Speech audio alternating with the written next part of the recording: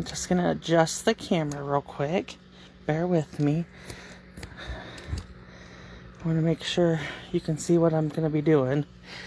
Okay, so today I got a request, and we're going to, this is a 6x8 album from Stampin' Up. This is how they come. They come in a box, but I took it out of the box already. So now we're just going to open this up.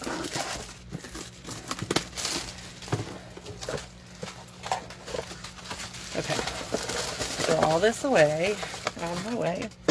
Okay, so next up, what we're gonna do, let me see if I can bring this up on my computer really quick so I can make sure that it's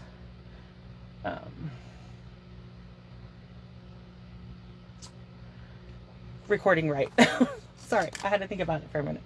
Yes, okay, so we're good. Okay, so this is the album. We'll set it to the side for a second, and we're gonna get our trimmer up here. So what you need for this project, of course, is the album. You're going to need 2 pieces of 12x12 paper and then 2 pieces of coordinating cardstock. So this is Stampin' Up's Paper Bloom. This is from the Paper Blooms. It's a celebration stamp cardstock. Designer Series paper, sorry. And then I'm pairing it with the Rococo Rose cardstock. Okay?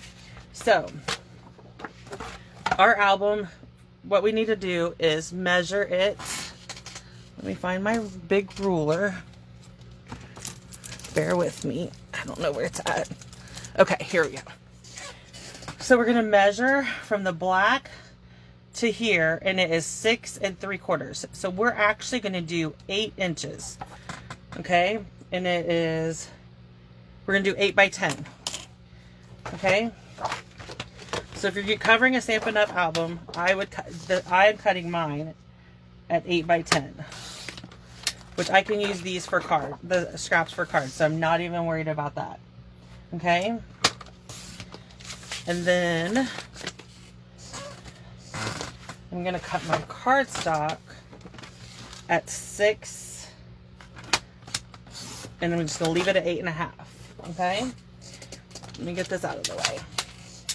So when I'm doing this project, I use my ATG gun. I bought mine at Michael's, but, so here's what I do. I'm going to put adhesive all over this. Sorry, I've had a rough morning.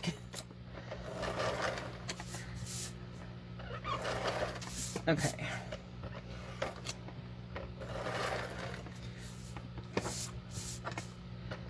I've been doing a lot of computer work this morning, so everything is everywhere. Bear with me. Okay, so I covered this in adhesive.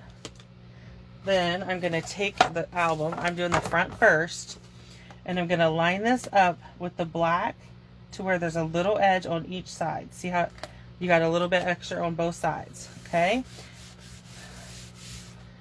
Then I take my paper snips and I cut not quite to the, I'll cut it on this side now, to where it's not quite, as you can see it, to where it's not quite on that corner.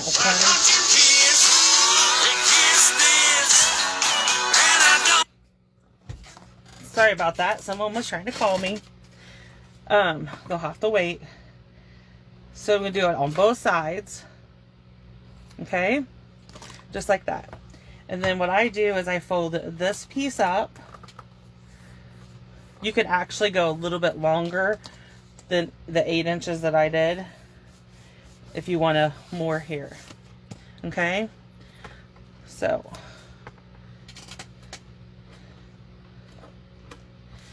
then I'm gonna add a little bit more right here. I did just a strip of adhesive right there, and like that. And then we're gonna take our I only need one piece at a time. Roberta.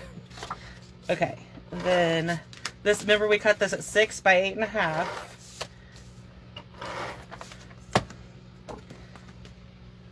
And we're going to just line it up with the black.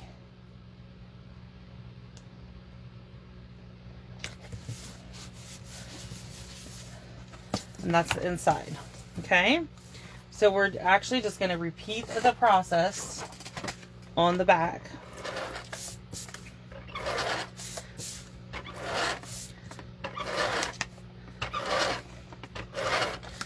Okay, so now we're just going to line it up, making sure there's about even amount on the top and bottom.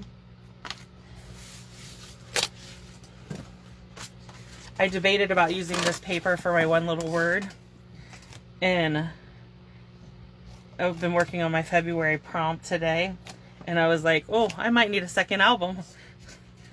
I'm not sure how many pages you're supposed to do each month, but okay.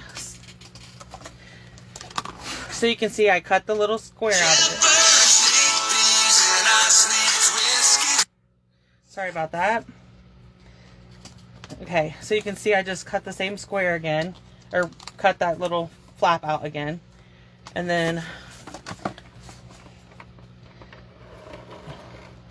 a little bit of extra adhesive. And then we're just going to pull this in. Take our other piece of Rococo rose.